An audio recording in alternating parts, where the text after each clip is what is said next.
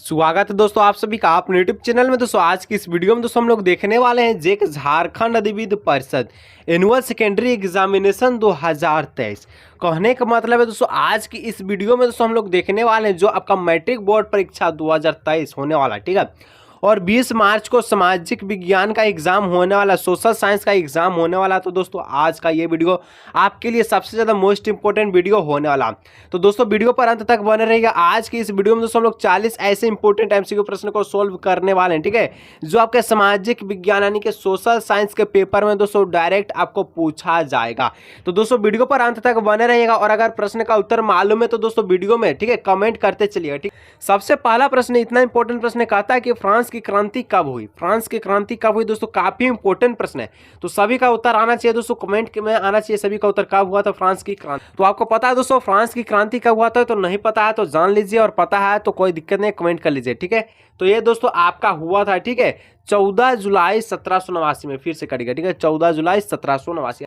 तो फ्रांस की क्रांति का अग्रदूत किसे कहा जाता है, काफी इंपॉर्टेंट है। फ्रांस की क्रांति का अग्रदूत किसे कहा जाता है, जल्दी से कमेंट सेक्शन में कमेंट कीजिए। क्या नेपोलियन को कहा जाता है, क्या रूसो को कहा जाता है, क्या दिदरो को कहा जाता है, क्या लेनिन को कहा जाता है, किसको कहा जाता है फ्रांस की क्रांति का अग्रदूत।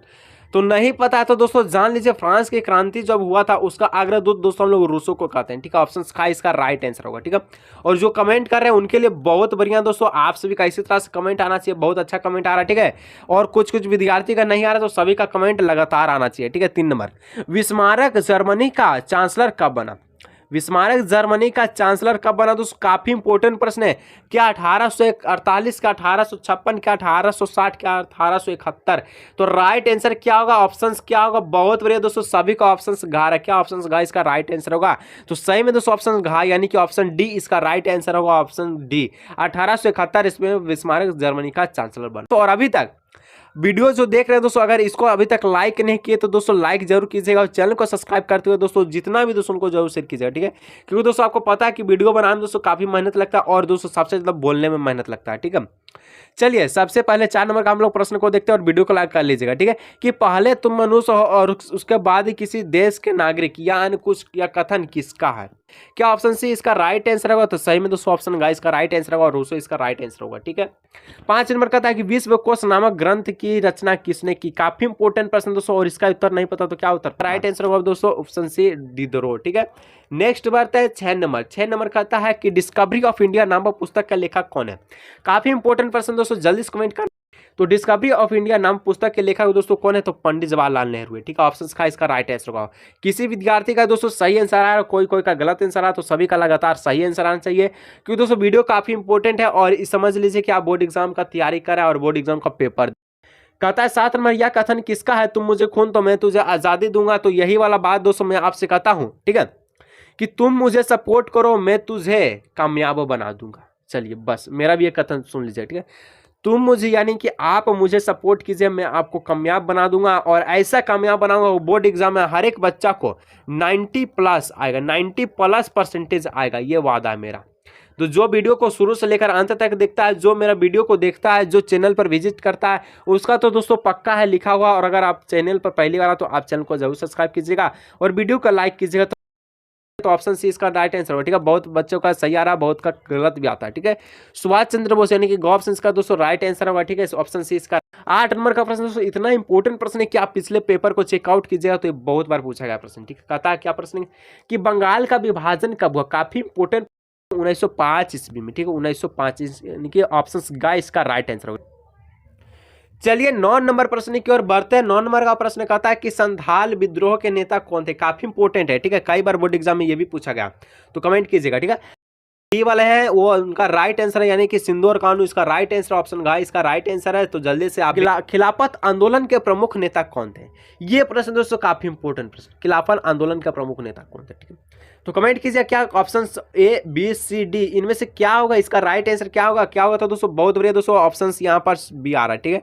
सर ऑप्शन नंबर खा इसका राइट आंसर होगा। कहे हैं मौलाना मोहम्मद अब्दुल, मौलाना मोहम्मद अली और मौलाना शौकत अली, इसका राइट आंसर ऑप्शन खा इसका राइट आंसर होगा। तो बहुत बढ़िया दोस्तों, इसी तरह मेहनत कीजिए, पढ़ाई कीजिए और आगे बढ़िए, ठीक है।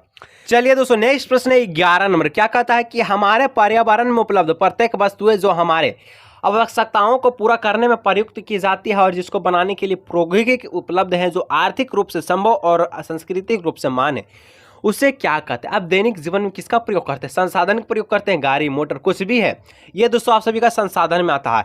तो इसमें दोस्तों मैं पहले से आंसर बता दे, इसलिए बता दिया क्योंकि ये प्रश्न आपको लंबा चौड़ा दिख रहा होगा। तो इसका दोस्तों ऑप्शन का इसका राइट आंसर, ठीक है, आपसे कमेंट कीजिएगा लगातार, ठीक है। 12 नंबर, भूमि निम्नीकरण में निम्नलिखित में से किनकी भूमिका नहीं है। भूमि निम्नीकरण यानी कि भूमि का कटाव में किनका निम्नीकरण यानी कि किसका भूमिका नहीं है, दोस्तों कमेंट कीजिए। मधुमक्खी पालन, क्या मधुमक्खी पालन इसका हम लोग राइट कर दे तो बहुत बढ़िया दोस्तों। मधुमक्खी पालने से किसी प्रकार का भूमि का कोई भी प्रभाव नहीं पड़ता यानी कि भूमि नष्ट नहीं हो। 13 नंबर, कि भारत के कुल क्षेत्रफल का कितना प्रतिशत भाग मैदान के रूप में पाया जाता है। काफी इंपोर्टेंट प्रश्न दोस्तों, सभी विद्यार्थियों का कमेंट लगातार आना। यहाँ पर जो राइट आंसर ऑप्शन सी होगा, ठीक है, इसका right answer option C 43% option यहाँ पर सी ऑप्शन राइट। 14 नंबर, क्या कहा था कि लो ऐसा किस प्रकार का संसाधन, लो ऐसा लोहा। दोस्तों लोहा मैं आपको थोड़ा सा समझा देता हूं और कमेंट करते चलिएगा, ठीक है आप सभी, कि लोहा दोस्तों इसका जो सीमित भंडार होता है, आप जो है लगातार उपयोग करने से क्या होगा, लोहा जो है क्या होगा, ये खत्म हो जाता है। नवीकरणीय सीमित भंडार होता है कि अनवीकरणीय सीमित भंडार होता है, राइट आंसर होगा अनवीकरणीय।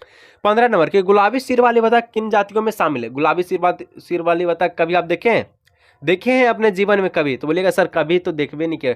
बतख भी दोस्तों यहाँ पर कोई कोई बंदा मुश्किल से देखा होगा, ठीक है, कौन कौन देखे कमेंट करिएगा, ठीक है। तो गुलाबी सिर वाला बतख दोस्तों ये कौन से जाति में शामिल है, क्या बहुत बढ़िया दोस्तों, बहुत बढ़िया, सभी को ऑप्शन डी आ रहा है, क्या ऑप्शन डी राइट होगा। तो सही में दोस्तों लुप्त जाति, अगर लुप्त है तभी तो आप नहीं देख पा रहे हैं, नहीं तो सड़क पे देखते हैं कहीं भी तालाब। 16 नंबर, ठीक है, कि भारत में जैव विविधता को कम करने वाले कारक कौन है। काफी इंपोर्टेंट प्रश्न है दोस्तों, कमेंट में आंसर आना चाहिए। ऑप्शन गाइस का दोस्तों राइट आंसर होगा। बहुत बड़े दोस्तों, इसी के साथ मेहनत के साथ पढ़ाई की जरूरत हो। 17 नंबर, चिपको आंदोलन किससे संबंधित है। काफी इंपोर्टेंट प्रश्न है, पक जाते थे। तो ये दोस्तों क्या है, वनों की कटाई से इसका राइट आंसर होगा, क्या होगा ऑप्शन से घ ऑप्शन यानी ख ऑप्शन होगा, ठीक है। कि जल की कमी के क्या कारण है, आखिर के क्या कारण से जल का कमी होता है। तो दोस्तों यानी कि उपयोग सब यानी कि जितना भी बातें कही गई इसका राइट आंसर ऑप्शन डी इसका राइट आंसर है, ठीक है। नेक्स्ट 19 नंबर का था दोस्तों टांका क्या है। काफी इंपोर्टेंट प्रश्न है कि टांका क्या है। तो टांका दोस्तों एक तमिल भाषा है। टांका का मतलब क्या होता है, बहुत बढ़िया दोस्तों। मेरे प्रश्न यानी कि मैं ऑप्शंस बोला ही नहीं, सभी का कमेंट आना स्टार्ट हो चुका है कि सर ऑप्शन ए इसका राइट आंसर होगा। ऑप्शन सर ए इसका राइट आंसर होगा, बहुत बढ़िया दोस्तों, ऑप्शन ए इसका राइट आंसर होगा। यानी कि पीने के पानी को संग्रहित करने का समूह, पीने के पानी को संग्रहित करने का भूमिगत टैंक को ही हम लोग टांका कहते हैं, ठीक है। नेक्स्ट 20 नंबर, अब आ गया है, अगर आप जल का अच्छा से वितरण नहीं करते हैं, जल का दुरुपयोग करते हैं, तो देख लीजिए लिखा गया साफ साफ कि सन 2025 तक कितने लोगों को जल की कमी झेलने की भविष्यवाणी की गई है। इसका राइट आंसर क्या होगा, बहुत बढ़िया दोस्तों, ऑप्शन ए आ रहा है, यानी कि सर इसका 20 करोड़ इसका राइट आंसर, ऑप्शन ए इसका राइट आंसर। 21 नंबर की ओर हम लोग बढ़ते हैं दोस्तों, कहता है हम किसी देश के प्रति व्यक्ति आय की गणना कैसे कर सकते हैं। अगर हम लोग को प्रति व्यक्ति आय यानी कि हर एक व्यक्ति का आय हम लोग को पता करना, तो हम लोग कैसे कर सकते हैं। तो बहुत बढ़िया दोस्तों, यहाँ पर काफी अच्छा कमेंट आ रहा है कि सर किसी देश की कुल आय को कुल संख्या से भाग देने से प्रति व्यक्ति आय की गणना कर सकते हैं, यानी कि ऑप्शन का इसका right answer option C, option B इसका राइट आंसर होगा, ऑप्शन बी इसका राइट आंसर होगा। सभी का कमेंट आना चाहिए, कमेंट रुकता है तो दोस्तों अच्छा नहीं लगता मुझे, ठीक है। तो कमेंट सभी का लगातार आना चाहिए, ठीक है। 22 वे देश जिनकी 2017 कहाँ का माता रहा, 2017 में थे कि नहीं, बोलिएगा सर थे। तो इसी तरह से आप 2025 में होंगे तो जल का अच्छा से उपयोग कीजिएगा। तो 2017 में प्रति व्यक्ति आय कितना है, $12,056 दोस्तों, काफी बड़ा अमाउंट होता है प्रति वर्ष, या उससे अधिक भी बोल रहा है, ठीक है। तो वह देश निम्न में से कैसा होगा, $12,056 कोई आम बात नहीं दोस्तों, काफी बड़ा डॉलर रहता है, ठीक है। आज की इस डेट में बात करते हो बहुत बड़ा इसका अमाउंट होता है दोस्तों। अगर सालाना कोई व्यक्ति $12,056 कमाता है या इससे ज्यादा कमाता है, तो वह देश जानते हैं कहाँ होगा, तो विकसित देश में दोस्तों वह देश शामिल हो गया, यानी कि ऑप्शन कहाँ है, तो हम लोग हाँ ऑप्शन का राइट आंसर होगा। नेक्स्ट प्रश्न दोस्तों हम लोग बढ़ते हैं 23 नंबर की ओर, ठीक है। कहता है कि सतत विकास का उद्देश्य क्या, काफी इंपोर्टेंट प्रश्न है, तो सभी का आंसर कमेंट में आना चाहिए, सभी का, ठीक है, सभी का आना चाहिए, ठीक है। इसका आंसर क्या होगा, सतत विकास उद्देश्य क्या है। तो ये दोस्तों ये एक ऐसा उद्देश्य है जो वर्तमान और आने वाले पीढ़ी दोनों के लिए उपयोग होता है। यानी कहने का मतलब दोस्तों, अगर आप के घर में यानी कि अगर आपके जो मान के चले, अगर आपका कोई नया घर बन रहा है 2023 में, ठीक है, तो ऐसा तो नहीं है कि ये आप जो है ये 10 साल बाद या कोई 5 साल बाद ये आपका जो मकान जो है टूट जाएगा, ऐसा नहीं होता है। क्या नहीं कि आप जो है 2023 में ये जो घर बनाए तो काफ़ी लंबा तक टिकेगा, जिससे दोस्तों ये बहुत यानी कि आने वाले पीढ़ी तक भी इसमें जो है रह सकता है। ठीक है, यही हम लोग कह सकते हैं। मान के चलिए अगर आपका जो है बाहर में यानी कि घर के बाहर में पुल बन रहा है तो वो पुल आप भी देखेंगे, आपके बच्चे भी देखेंगे, यानी कि ऑप्शन इसका राइट आंसर होगा। ठीक है, कहने का मतलब दोस्तों आप सब समझ जाते हैं, यानी कि ऑप्शन से इसका राइट आंसर होगा। ज़्यादा बोलने का जरूरत मुझे नहीं पड़ता। ठीक है, 24 नंबर करता है कि निम्नलिखित में से किस राज्य की साक्षरता दर सबसे अधिक है, यानी कि कहने का मतलब दोस्तों ऐसे कौन सा देश या ऐसा कौन सा राज्य है जो भारत देश, सबसे पहले भारत देश की बात है। ठीक है, हमारे एक भारत देश है जिसमें दोस्तों एक राज्य भी है जो दोस्तों सबसे ज्यादा पढ़ा लिखा राज्य कहलाता है। वो कौन सा राज्य है? क्या पंजाब, बिहार, केरल, उड़ीसा? बोलेगा सर यहाँ तो झारखंड का बात ही नहीं है सर, तो झारखंड आएगा कहाँ से? झारखंड में तो दोस्तों यहाँ पर बोर्ड एग्जाम आने से पहले कैंसिल कर देता है, बोर्ड एग्जाम आने से 2 महीना पहले सिलेबस को जारी करता है। यहाँ पर कुछ समझ में नहीं आता, इसलिए यानी कि केरल दोस्तों इसका राइट आंसर हो। केरल के जो भी व्यक्ति है दोस्तों बहुत अधिक शिक्षित रहते हैं, वहाँ के जो राज्य है वहाँ के सारे व्यक्ति दोस्तों कहने का मतलब है शिक्षित व्यक्ति रहते हैं। नेक्स्ट 25 नंबर, यदि एक देश की प्रति व्यक्ति 500 रुपया, एक देश का प्रति व्यक्ति यानी कि एक व्यक्ति का 500 रुपया कमाता है, ठीक है, तथा जनसंख्या दोस्तों यहाँ पर हम लोग बात करें तो 5000 है, 5000 है। ठीक है, 5000 है, तो उस देश की कुल आय निम्न में से कितना होगा? तो देश का कुल आय निकालने के लिए क्या करेंगे हम लोग? प्रति व्यक्ति आय को जो है कुल जनसंख्या, यहाँ पर जनसंख्या से क्या कर लेंगे? कुल जनसंख्या से गुना कर लेंगे। 26 नंबर कहता है निम्न में से कौन से क्रियाकलाप द्वितीय क्षेत्र के अंतर्गत आते हैं? तो द्वितीय क्षेत्र के अंतर्गत कौन आएगा? कमेंट कीजिए। तो अगर पढ़े हैं इस चैप्टर को पढ़े हैं तो द्वितीय क्षेत्र, प्राथमिक क्षेत्र या तृतीय क्षेत्र पढ़े हैं तो कमेंट कीजिए। ठीक है, देखिए द्वितीय क्षेत्र के अंतर्गत वही आएगा जो प्राकृतिक उत्पादों को विनिर्माण के द्वारा बदलाता है। तो बहुत अच्छा दोस्तों ऑप्शन खा रहा है, यानी कि सर ऑप्शन बी इसका राइट आंसर होगा। ऑप्शन बी बहुत बढ़िया दोस्तों। चलिए नेक्स्ट बढ़ते हैं। 27 नंबर, क्योंकि प्रच्छन्न बेरोजगारी का मतलब क्या है? ऐसी स्थिति जहां के लोग क्या तो यहाँ पर नियोजित है लेकिन उत्पादक, सुने ठीक है, भूख लगा है रोटी है नहीं, भूख लगा है चावल है नहीं, तो खाएंगे क्या? इसी प्रकार से नियोजित है लेकिन उत्पादक, सुने, बस इतना ध्यान रखिए। चलिए 28 नंबर, ठीक है, कहता 28 नंबर का प्रश्न कहता है कि 14 तथा 15 वर्ष की आयु के स्कूल जाने वाले, ठीक है, कुल बच्चों का उस आयु वर्ग के कुल बच्चों 7% क्या कहलाता है?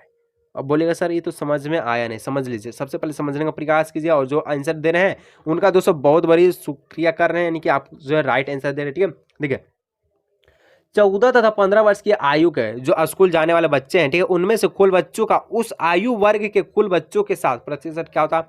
तो दोस्तों इसको हम लोग सिंपल से कहते हैं निवल उपस्थिति अनुपात, निवल उपस्थिति अनुपात, यानी कि ऑप्शन का राइट आंसर होगा। ठीक है, चलिए 30 नंबर की ओर हम लोग बढ़ते हैं कि कौन से क्षेत्र को सेवा क्षेत्र कहा जाता है? काफी इंपोर्टेंट प्रश्न है कि कौन से क्षेत्र को सेवा क्षेत्र कहा जाता है, काफी वीवीआई इंपोर्टेंट प्रश्न। ठीक है, देखिए सेवा क्षेत्र उसी को कहेंगे दोस्तों जो आपको सेवा प्रदान करता है, शिक्षा, बैंकिंग, ये सब दोस्तों सेवा प्रदान करता है, यातायात हो गया संचार के माध्यम से या फिर कोई भी टेलीफोन के माध्यम से। तो ये दोस्तों ये आपका सेवा क्षेत्र है, और सेवा क्षेत्र को दोस्तों हम दोस्तों ऑप्शन हो जाएगा तृतीय क्षेत्र, इसका राइट आंसर होगा। ऑप्शन इसका राइट आंसर होगा। चलिए नेक्स्ट बढ़ते 31 नंबर प्रश्न की ओर, कहता है कि सत्ता की साझेदारी के क्षैतिज वितरण के अंतर्गत कौन आते हैं? देखिए एक होता है दोस्तों क्षैतिज वितरण और एक होता है ऊर्ध्वाधर वितरण। तो दोनों में दोस्तों अलग अलग अंतर्गत कौन कौन से शामिल है मैं आपको आज के इस वीडियो के माध्यम से बताऊंगा, और अगर आपको पता है तो कमेंट सेक्शन में कमेंट कीजिएगा। तो सत्ता की साझेदारी के अगर क्षैतिज वितरण की बात है तो दोस्तों इसमें होगा विधायिका, कार्यपालिका, न्यायपालिका। कहता है 32 नंबर की यूरोपीय संघ का मुख्य न्यायालय कहाँ अवस्थित है? यूरोपीय संघ का मुख्य न्यायालय, ऑप्शन ए इसका राइट आंसर हो रहा है सर, क्या ब्रुसेल्स इसका राइट आंसर होगा? तो बहुत बड़ी ऑप्शन का ऑप्शन का राइट आंसर है। ठीक है, 33 नंबर का प्रश्न कहता है दोस्तों की सामुदायिक सरकार किस देश में संबंधित है, किस देश से संबंधित है? काफी इंपोर्टेंट ऑप्शन खा होगा बेल्जियम, इसका राइट आंसर होगा। और नेक्स्ट यही प्रश्न पोल देता है 34 नंबर की बेल्जियम में डच भाषा बोलने वाले की आबादी कितनी प्रतिशत है? चलिए राइट आंसर होगा 59%, इसका राइट आंसर होगा। ऑप्शन बढ़ते हैं हम लोग प्रश्न संख्या 35 नंबर की। ठीक है, सत्ता की साझेदारी के ऊर्ध्वाधर वितरण में निम्न में से कौन संबंधित है? काफी इंपोर्टेंट प्रश्न है, तो मैं तो बोल दिया। तो वो वाला में कौन था? क्षैतिज वितरण में विधायिका, कार्यपालिका, न्यायपालिका। अब ऊर्ध्वाधर में बात है तो दोस्तों क्या होगा? बहुत बड़ी दोस्तों बहुत विद्यार्थी का ऑप्शन बी आ रहा है कि सर केंद्र सरकार, राज्य सरकार और स्थानीय सरकार, सर इसका राइट आंसर होगा। तो बहुत बढ़िया दोस्तों, अगर ऐसा प्रश्न ऐसे पढ़ता है दोस्तों तो मैं बहुत अच्छा मुझे फील होगा और आप दोस्तों बहुत अच्छे आगे बढ़ सकते हैं। ठीक है, 36 नंबर, इनमें से कौन संघ सूची का विषय है कि सर प्रतीक्षा विदेशी मामले बैंकिंग, इसका राइट आंसर ऑप्शन का इसका राइट। ठीक है, हमारे देश में राजभाषा हिंदी को बोलने वाले प्रतिशत का लगभग कितना प्रतिशत? ये भी दोस्तों आपको जानकर दुख होगा कि 100% में 100% में सिर्फ दोस्तों जानते हैं हिंदी भाषा कितना बोलता है? 40% ही। बताइए, भारत में हिंदी भाषा को राष्ट्रभाषा का मान्यता प्राप्त दिया गया है, फिर भी 40% ही भारत में हिंदी बोला जाता है। भारत के अनुसूचित भाषाओं में झारखंड की कौन सी भाषाएं शामिल है? बताइए सर। इसका जो है संथाली इसका राइट आंसर ऑप्शन गा इसका राइट आंसर होगा, तो बहुत बढ़िया दोस्तों। नेक्स्ट बढ़ते हैं, 2 प्रश्न और बचा है। पंचायतों राज में महिलाओं के लिए कितने प्रतिशत आचरण का प्रबंधन किया गया? तो दोस्तों इसमें कितना गया? क्या 20, 30, 40, 50, 20, 30, 40, 50, 20, 30, 40, 50। क्या इसका राइट आंसर होगा? तो ऑप्शन दोस्तों पता है आपको क्या होगा? बहुत बढ़िया दोस्तों, सभी का आंसर आ रहा है ऑप्शन घा, यानी कि लास्ट में सभी कमेंट कर रहे हैं, तो बहुत बढ़िया। लास्ट प्रश्न, ठीक है। भारत में वास्तविक विकेंद्रीकरण की दिशा में कौन एक बड़ा कदम उठाया गया है? बहुत बढ़िया, काफी इंपोर्टेंट प्रश्न है। तो ये दोस्तों इसका जो राइट आंसर में ये वाला प्रश्न मैं बताना चाहूंगा, क्योंकि इसका जो है राइट आंसर नहीं आ रहा है। कोई कोई का आ रहा है दोस्तों, उनका तो बहुत बढ़िया यहाँ पर मैं शुभकामनाएं करना चाहता हूँ। इसका जो राइट आंसर 1992 इसका राइट आंसर होगा। तो दोस्तों आज का ये वीडियो दोस्तों समाप्त हुआ। अगर वीडियो अच्छा लगता है दोस्तों वीडियो को लाइक, चैनल को सब्सक्राइब जरूर से कीजिएगा। मिलेंगे दोस्तों हम लोग इसी तरह और नए वीडियो में।